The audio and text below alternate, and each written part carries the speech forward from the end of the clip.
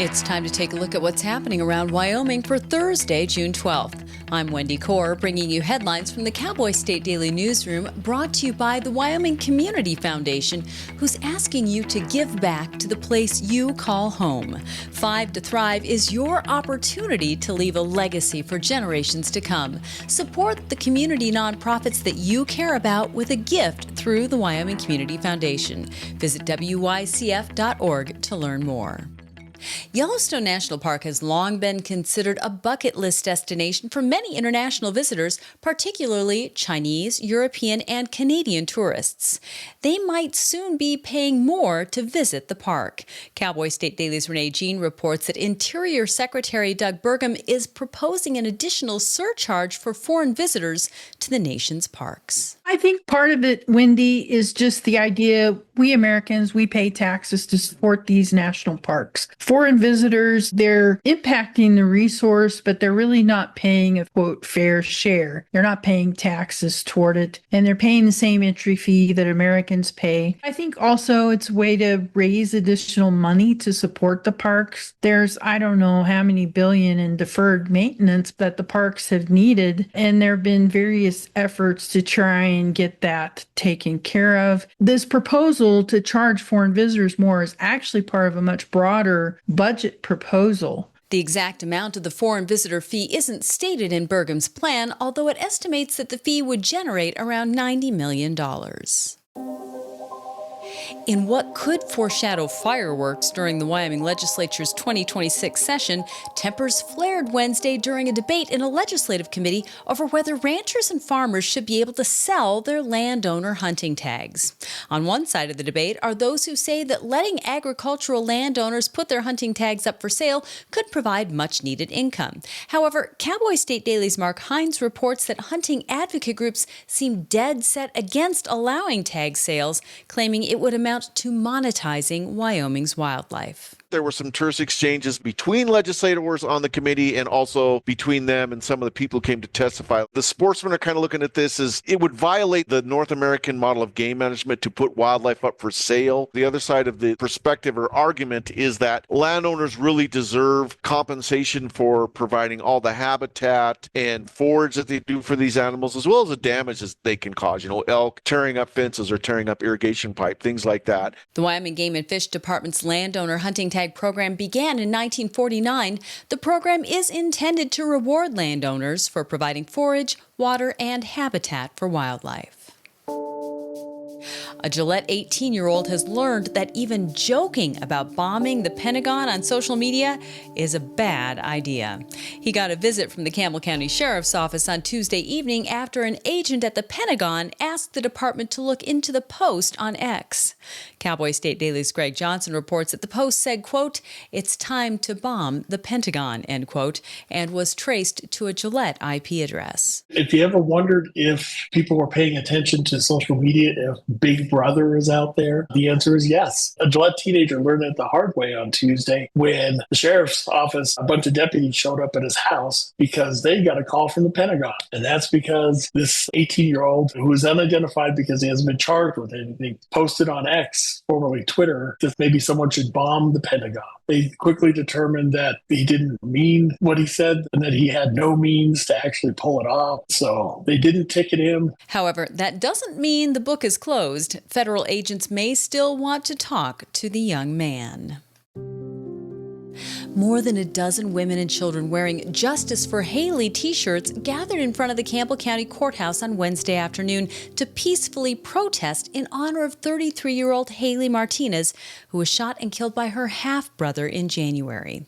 Cowboy State Daily's Jen Coker spoke to family and friends of Martinez, who say that what happened that night, which led up to Vincent Hackett shooting Martinez at point-blank range, is confusing to all of them. There's more complexity between the relationship between Haley Martinez and her brother, Vincent Hackett, who shot and killed her in January. They were actually very close, and she considered herself his protector. The protesters who were there are very much against Vincent Hackett saying this was self-defense. They don't know what happened that night. Obviously, something went terribly wrong, but they believe that he should take accountability for his crime and to just say, yes, I shot my sister, instead of hiding behind a self-defense claim. To claim self-defense, the defendant must prove that the person illegally entered the home, that the person was the initial aggressor or involved in illegal activity, and that there was a perceived reasonable presumption of fear.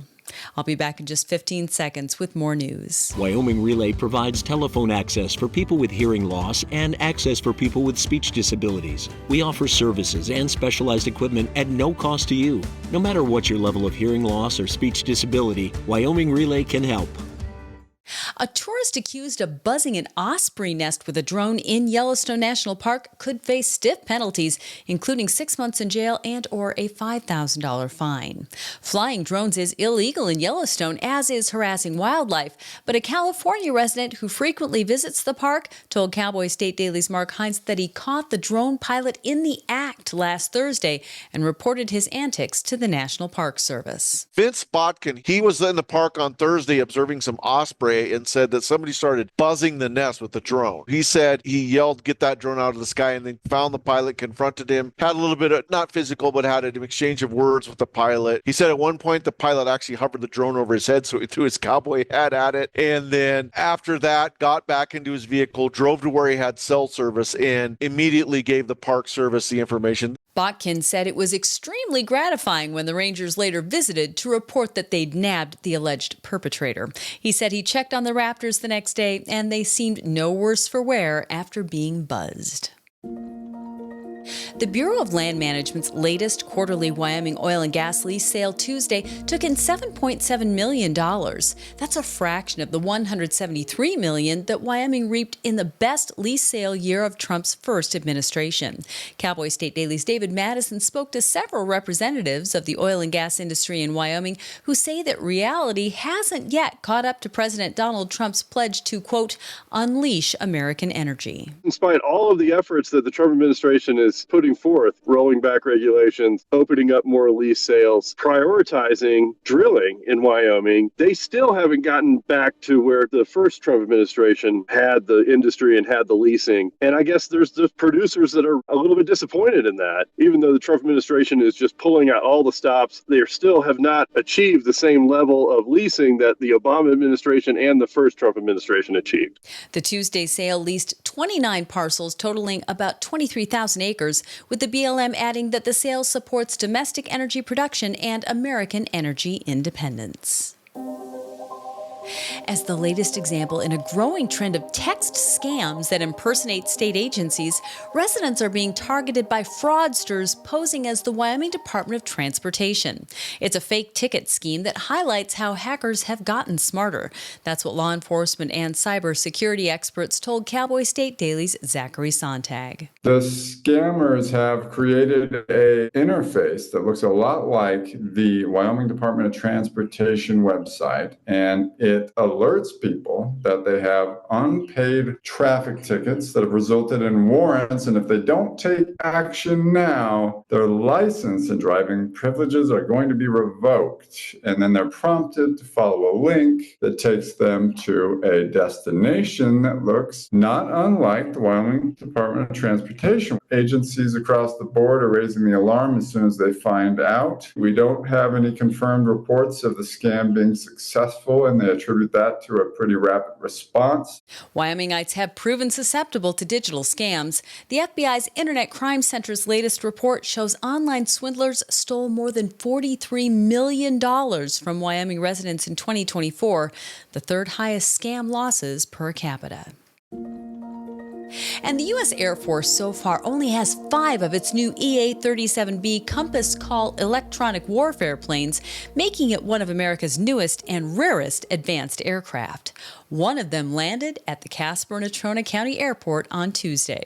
Cowboy State Daily's Andrew Rossi spoke to Airport Director Glenn Januska, who said he didn't even know it was there until it was preparing for takeoff. He told me that he doesn't always know which planes are hanging around the airport. You can get private, military, and business planes coming in and out at will without much notice. So he was just walking through the terminal, looked out the observation deck, and saw this plane. And he said in his 37 years in the aviation industry, he had never seen a plane that looked anything like this. And it's perfectly understandable why, because this plane only was delivered to the U.S. Air Force last August, and it's still brand new to the world and to the military.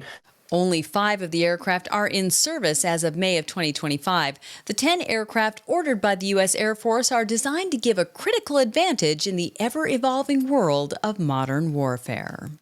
And that's today's news. Get your free digital subscription to Wyoming's only statewide newspaper by clicking on the daily newsletter button on cowboystatedaily.com. And you can watch this newscast every day by clicking subscribe on our YouTube channel, or you can listen to us on your favorite podcast app. Thanks for tuning in. I'm Wendy Corr for Cowboy State Daily.